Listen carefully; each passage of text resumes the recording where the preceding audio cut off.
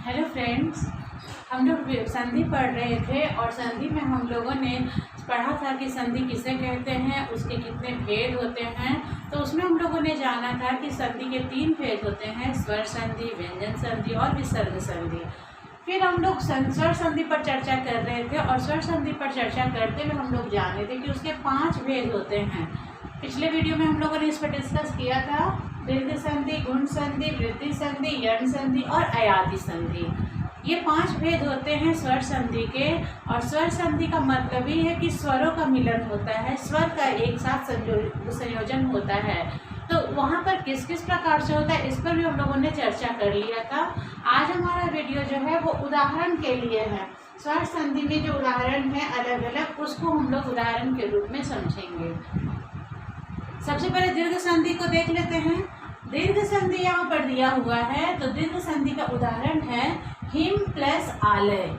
जैसा कि हमने पिछले वीडियो में बताया था कि समान समजातीय स्वरों का जब मिलन होता है तो उसे कहा जाता है दीर्घ स्वर संधि। यहाँ पर क्या है, आ है, अ है यहाँ पर और यहाँ आ है। तो म में अ छिपा हुआ है तो अ प्लस आ मिलकर के आ होता है। तो यहाँ जब हम हिमालय लिखेंगे तो ये हिम ही तो लिखेंगे और म फिर लिखेंगे और अ और आ मिलकर के आ बन गया।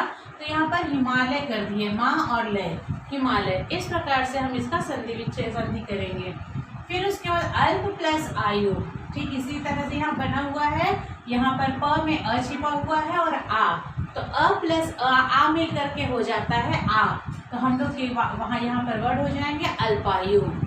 फिर उसके बाद है सती प्लस ईश।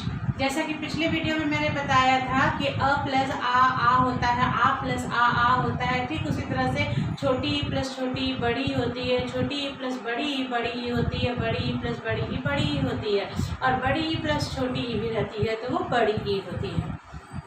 यहाँ पर बड़ी ई है सतीश में, ती में, और यहाँ ई भी बड़ी है। तो दोनों बड़ी ई मिलकर के बड़ी ई का निर्माण करते हैं और यहाँ हमारा सतीश हो जाता है।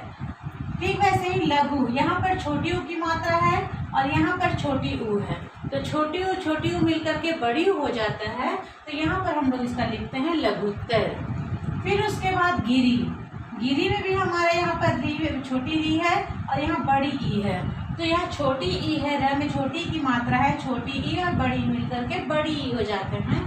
तो यहाँ पर जब हम इसको जोड़ेंगे तो गी का गी लिखेंगे और र में दीर्घई की मात्रा उठा देंगे, बड़ी ई की मात्रा और श करेंगे, तब जाकर के हमारा ये दीर्घ स्वर संधि हमारा कंप्लीट होगा।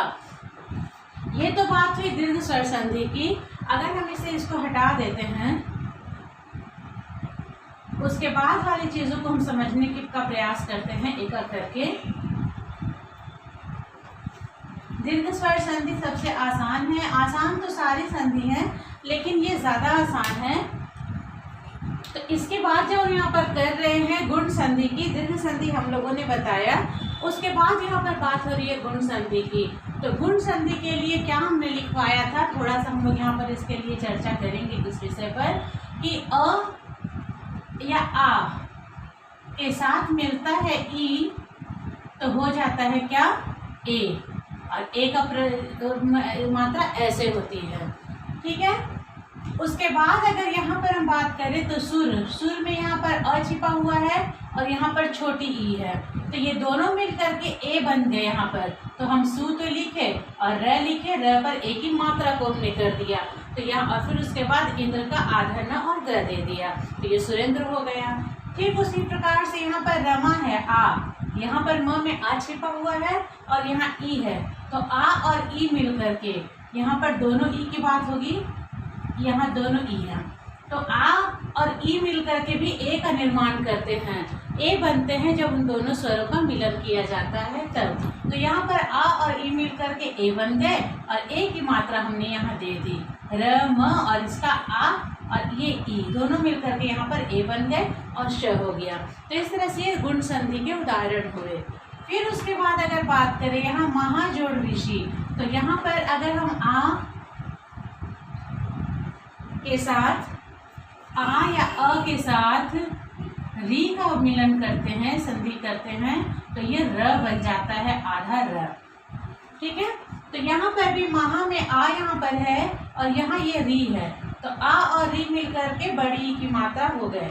और उसके बाद फिर क्या हो जाता है, म ह का ह हो गया और दोनों मिलकर के र हो गए यहाँ पर, और ये शी का शी हमने यहाँ पर लिख दिया। तो इस तरह से यहाँ पर ये महर्षि हो गया। फिर उसके बाद वीर जोड़ उचित, यहाँ पर जब बातें हो रही है तो इसके एक और फॉर्मूला है यहाँ पर कि अ या आ के साथ अगर संयोजन होता है छोटी ऊ या बड़ी ऊ का तो वो बन जाता है ओ। ठीक है, और ओ का जो पहचान होता है वो हम लोग इस प्रकार से करते हैं, इस तरह से हम लोग ओ को दिखाते हैं। तो वीर में भी अ हमारे यहाँ छिपा हुआ है और ऊ यहाँ पर है, तो अ और ऊ का मिलन हो रहा है तो बनेगा क्या, ओ बनेगा। तो ओ बनेगा तो ओ का हम लोग यहाँ पर देंगे, तो वी का वी लिख दिए, र का र लिख दिए और अ और ऊ मिला करके ओ हो गया, तो ओ की मात्रा दिए और ची का ची उत्तर का तर। उम्मीद है आपको समझ में आ रहा होगा।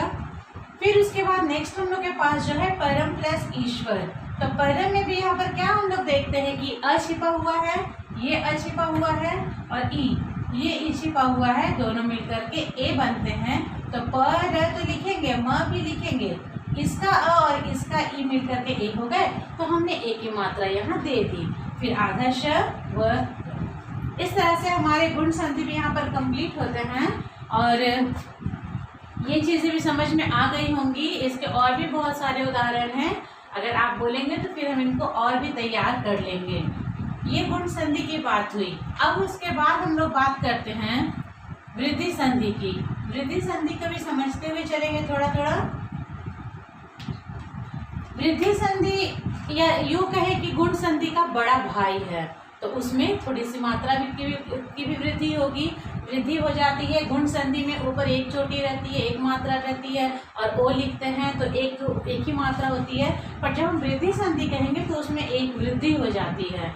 जैसे अगर हम यहाँ पर अ है या आ है, ठीक है, और इसको अगर हम मिलन करते हैं ए से मिलन करते हैं तो ये हो जाता है ए, और इसका पहचान क्या है कि ऊपर में दो मात्राएं होती हैं। ठीक उसी तरह से अगर अ या आ का मिलन अगर होता है ओ से, तब इसको ये बन जाता है अ, और इसका पहचान होता है ऐसे करके और दो मात्रा ऊपर में। गुण संधि में हमने क्या देखा था कि एक एक मात्रा पड़ती है, एक एक मात्रा रहती है, लेकिन वृद्धि संधि में एक वृद्धि हो जाती है और यहाँ पर हमारे ऊपर में दो मात्राएं हो जाती हैं, और अगर ओ से संयोजन होता है तो यहाँ पर अ हो जाता है, दो मात्रा हो जाती है। अब इसके एग्जाम्पल्स को समझते हैं। इसके एग्जाम्पल्स हैं कि महा प्लस ऐश्वर्य। तो हम लोग क्या देखते हैं, यहाँ पर आ छिपा हुआ है, यहाँ ए है, ठीक है, तो यहाँ पर ये ए के साथ भी मिलेगा और ये वाला हमारा यहाँ ए के साथ भी मिलेगा, दोनों चीज़ें होंगी। यहाँ भी ओ के साथ मिलेगा और यहाँ अ के साथ, इन दोनों के साथ मिलने पर भी अ बनता है। जैसे हम लोग दीर्घ संधि में कैसे पढ़े थे कि आ और आ मिल करके भी आ ही बनता है, बड़ी ई और बड़ी ई मिल करके भी बड़ी ई बनती है। ठीक वैसे ही अगर अ आ के साथ ए या ए कुछ भी मिला है तो ए बनेगा, और अ या आ के साथ ओ या अ कुछ भी मिला है तो वह अ ही बनेगा। ओके, तो यहाँ पर अ बनता है, यहाँ हमारा आ छिपा हुआ है, यहाँ ए छिपा हुआ है। तो जब यहाँ पर दोनों छिपा हुआ है तो जब हम इसका संधि करेंगे, मिलन करेंगे, तो म तो लिखाएगा, ह लिखाएगा, और ह में जो आ छिपा है वो और ए को जब मिला दिया जाएगा जोड़ के साथ तो वहाँ पर ए हो जाएगा, और ए अपना मात्रा यहाँ पर लगा देंगे हम, ए का मात्रा ये वाला, और आधा श व य ऐश्वर्य। ठीक है, ठीक उसी प्रकार से यहाँ पर एक, यहाँ पर क में अ छिपा हुआ है और यहाँ ए है, तो क्या देखते हैं अ और ए तो मिल करके ए बन जाते हैं। तो हम लोग जब इसको लिखेंगे तो ए क तो लिखेंगे, लेकिन इसका अ और इसका ए मिल करके ए हो जाएगा, तो क के ऊपर हम दो मात्रा दे देंगे और यहाँ क लिखेंगे, तो हो जाएगा एकैक, एक जोड़ एक एकैक। ठीक उसी तरह से होता है, नीचे भी हम लोग देख लेते हैं। सदा में हमारा आ छिपा हुआ है और ए, तो यहाँ हमारा आ है, यहाँ ए, तो दोनों मिल करके क्या बन जाएंगे, ए। जब ए बनेंगे तो हम उसकी मात्रा को लगाएंगे, तो सदा प्लस ए, तो स का स उतारा, द का द उतारा। ठीक उसी प्रकार से जब हम सदैव लिख लेते हैं तो उसके बाद हमारा हो जाता है 1 प्लस औषध। तो हम लोग यहाँ क्या देखते हैं, यहाँ पर अ है और यहाँ पर भी हमारा ओ है, यहाँ अ और यहाँ ओ। जब इनको मिलाते हैं तो अ और ओ को मिला रहे हैं, यहाँ पर अ और ओ, तो क्या बनेगा औ, और इसकी मात्रा ये रहेगी। तो हमारा क्या हो जाएगा, व का व लिखेंगे, न का न, और अ और ओ मिलकर के अ हो जाएगा, जो हम लोग यहाँ मात्रा दे देंगे, और श का श, धी का धी। इस तरह से वन जोड़ औषधि हो जाता है, वन औषधि। उसके बाद हमारा जो है तथा जोड़ ए। तो तथा में हमारा आ की मात्रा यहाँ है और ए यहाँ पर है। तो जब हम आ यहाँ पर है, ये वाला नहीं, ये वाला आ और ए, तो जब आ और ए को मिला देते हैं तो क्या बनता है, ए बनता है। और ए का सिंबल क्या होता है, ऊपर में 2 मात्रा होती है। तो हम लोग करेंगे तथा जोड़ ए और बन जाएगा वो तथ्य। उम्मीद है आपको वृद्धि संधि समझ में आ गया होगा। उसके बाद हमारे पास जो है वो यण संधि है। हम लोग यण संधि पर फोकस करते हैं।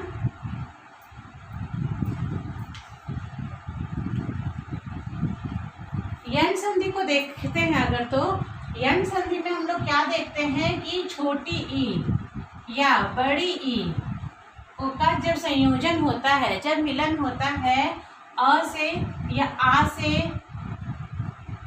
या ए से या ए से, किसी से भी मिलन होता है, या यूं कहें कि अन्य स्वर से, किसी अन्य स्वर से मिलन होता है, तब क्या होता है, जब ई छोटी या छोटी बड़ी ई का मिलन इनमें से किसी में से या किसी अन्य स्वर में से होता है, तो वह क्या हो जाता है, य बन जाता है। ठीक है, अब यह बनता है जब आ के साथ मिलता है तब यह बनता है, और अ के साथ और आ के साथ जब मिलता है तो ये या बन जाता है। बात समझ में आई। अब अगर हम यहाँ पर कहें ऊ और या ऊ, बड़ी ऊ की मात्रा के साथ अगर किसी अन्य स्वर का मिलन होता है, चाहे वो अ हो या आ हो या ए हो, ए हो, कुछ भी हो, अन्य स्वर के साथ जब मिलन यहाँ पर होता है तब हमारे यहाँ क्या बनता है, व बनता है। अगर हम इससे मिलन करेंगे तो व बनता है, सॉरी इससे करते हैं तो व बनता है, और अगर इससे आ से करते हैं, अगर अन्य स्वर में फिर आ से अगर करते हैं तो वा बन जाता है। ठीक है, केवल अ से जब मिलाएंगे तो हमारा व बनेगा, और आ से मिलाते हैं तो वा बनता है। इसको हम लोग उदाहरण में देखेंगे। इति जोड़ आदि, तो इति में यहाँ पर छोटी ई की मात्रा है, ये छोटी ई की मात्रा, और आ, ये आ बन गया यहाँ पर, तो ई और आ मिल करके या बनता है। ठीक है, इसे मैं और अच्छे से क्लियर करती हूँ। हम लोग जब यहाँ पर छोटी ई की मात्रा को छोटी ई या बड़ी ई का संयोजन जब करते हैं अ से, तो क्या बनता है, य। ठीक है, अगर हम इसी का संयोजन करेंगे यहाँ पर आ से, तो क्या बनेगा, या। ओके, जब इसी का संयोजन करेंगे ए से, तो ये क्या बनेगा, ये। इस तरह से ये बनते हैं। अब उसके बाद अगर हम यहाँ पर बात करें, इसी तरह आगे बढ़ता है, और अगर आ से यहाँ पर ऊ या बड़ी ऊ का संयोजन जब हम लोग करते हैं इसी तरह से अ से, तो ये बनता है व। फिर इनका संयोजन करते हैं आ से, तो बनता है वा। फिर इसका संयोजन करते हैं ए से, तो बनता है वे। और ऐसे ही अन्य स्वरों के साथ जब इसका संयोजन होता है इधर के स्वरों का किसी अन्य स्वर से, तो वो हमारे उसी अनुसार अपनी मात्रा के अनुसार वो परिवर्तित होता है। यहाँ पर हमारा देखेंगे इति, यहाँ पर हर सही की मात्रा है और यहाँ आ है।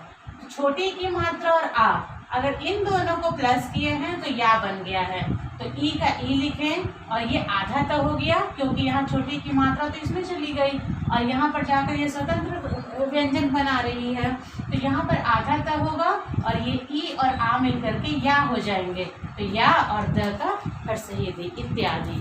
तो इति जोड़ आदि हो जाता है हमारा इत्यादि। फिर उसके बाद अगर हम यहाँ पर वही चीज देखते हैं, यहाँ ती है, यहाँ ए है, तो त में छोटी की मात्रा है, यहाँ छोटी की मात्रा, और ए लगा हुआ है यहाँ, तो ए, तो ई और ई को जब प्लस करते हैं तो वो ये बन जाता है, यह में एक मात्रा हो जाती है। तो प्रति जोड़ एक, यहाँ पर प्र का प्र लिखे, ये त हमारा यहाँ आधा आ गया और ये हर सही की मात्रा और ए मिल करके ये बन गए, तो यहाँ ये लिखे और क, तो प्रत्येक। इस प्रकार से हमारा गुणन संधि में होता है।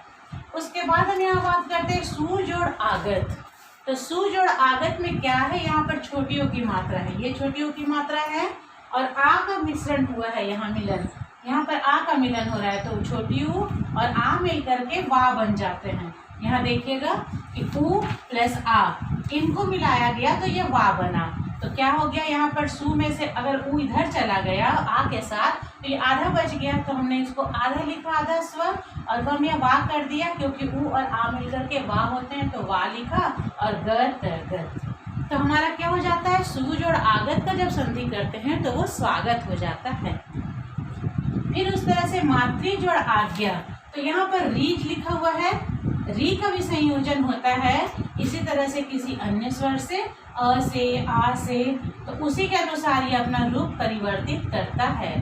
तो मातृ जोड़ आज्ञा अगर कहते हैं तो री और आ मिल करके रा हो जाते हैं। तो हम लोग का यहाँ पर क्या होता है, माँ और त का त, इसमें र की मात्रा हमने लगा दी, मात्राज्ञा। ठीक है।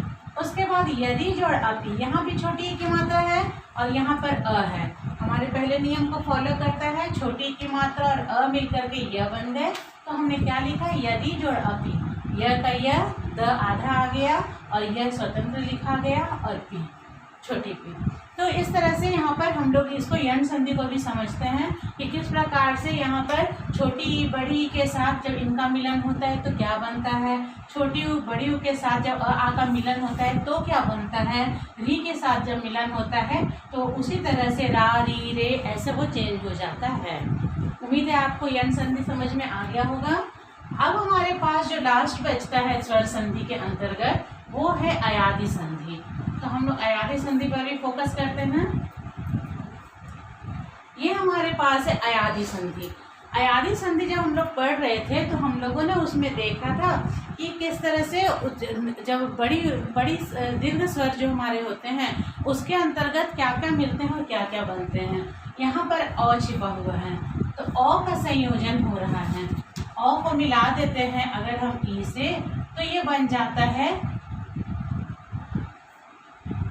व, अ को ई से मिलाते हैं तो व बनता है।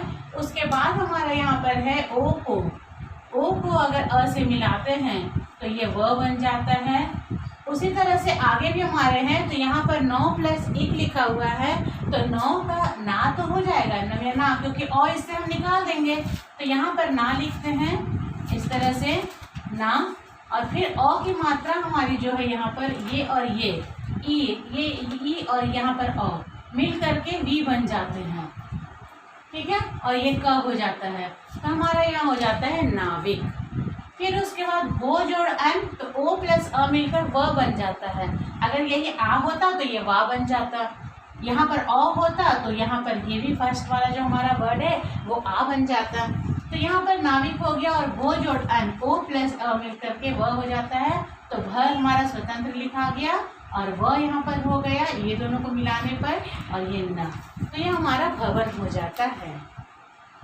फिर उसी प्रकार से यहाँ पर प प्लस अ, तो प के लिए क्या लिखेंगे, प यहाँ पर अलग लिखेंगे, पा लिख लेंगे, यहाँ से अ निकालेंगे और अ निकालेंगे तो अ और अ को जब मिलाते हैं तो वो अवा बन जाता है। तो क्या हो जाता है, व बन जाता है तो पा व पावक। अ का यहाँ पर मिलन होता है। फिर चे प्लस अन, इसका ए, चे का ए और प्लस अ मिल करके य बन जाते हैं।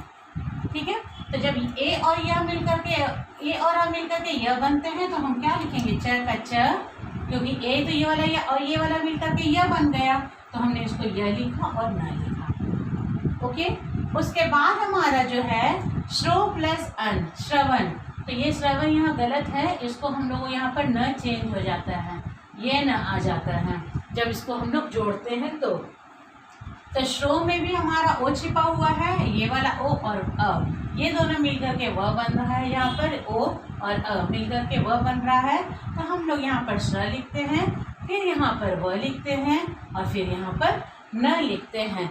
आशा है कि आप लोगों को ये चीज़ समझ में आया होगा। और आज हम लोग का इस तरह से दीर्घ संधि के, स्वर संधि के जितने भी थे, दीर्घ संधि, गुण संधि, वृद्धि संधि, यंड संधि, अयादि संधि, वो हम लोगों ने कंप्लीट कर लिया है उदाहरण के साथ। अगले वीडियो में हम लोग व्यंजन संधि के बारे में पढ़ेंगे। तो आज का वीडियो हम लोग यही समाप्त करते हैं, अगले वीडियो में फिर मिलेंगे। धन्यवाद।